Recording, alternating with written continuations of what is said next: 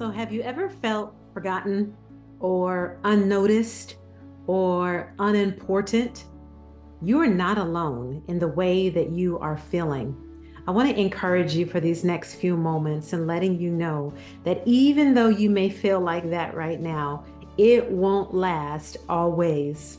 A better day is on the way, a brighter day is on the way. Welcome in, everyone. My name is Giovanna Lady J. Ellison, and I am committed to helping high achievers and leaders just like you thrive in life and in business while keeping God first. So let's talk about this. If you've ever been feeling alone, unimportant, unnoticed, or just like life has passed you by some kind of way, I want to encourage you with you knowing that you are not alone. Listen, when Jesus was born, he entered into human history in one of the smallest towns in all of Israel. I'm going to share with you my devotion I did this morning.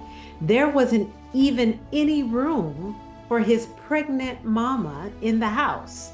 So he was born in a stable next to the animals. Now, this is such a stark contrast to Israel's current king, who was Herod at the time, who lived in a massive palace and flaunted his wealth. That's why you can't always equate what somebody has to their status or their success in life. Many times, that's just a vanity metric. There's a quote for people who flaunt wealth but don't have wealth. It's called big hat, no cattle. Anyway, let's get back to this. So while Herod was living in splendor, the king of all the universe was born into the humblest settings, in the humblest of towns. But this obscurity brings us hope. Yes, even Jesus felt unnoticed, unimportant, maybe how you're feeling right now. But why is this obscurity important? Because it shows us the example that he set for us in the very beginning.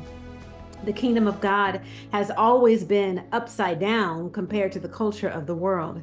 Humility instead of grandeur, serving instead of ruling, giving instead of acquiring and getting. God showed us the way to his kingdom works by bringing something great out of bringing something small. I'm reminded of the scripture that says, "Despise not the day of small beginnings." That's what this verse reminds us of. And it's in Micah chapter 5, verse 2. It says, "But you, Bethlehem, though you are smallest among the clans of Judah," or though you are small among the clans of Judah, "out of you will come for me one who will be ruler over Israel, whose origins are from of old, from ancient times." Listen, don't you despise small beginnings. God can still do something great in your life. Though you are small, out of you is going to come something great. Though people may have despised you, out of you is going to come deliverance for God's people. So wealth and status are not measurements for success in God's kingdom. Being a part of the kingdom of God is about trusting that God is writing your story. It's about remembering that the kingdom of God has never been like the kingdoms of this world. And it's also about remembering that out of small beginnings can come great things.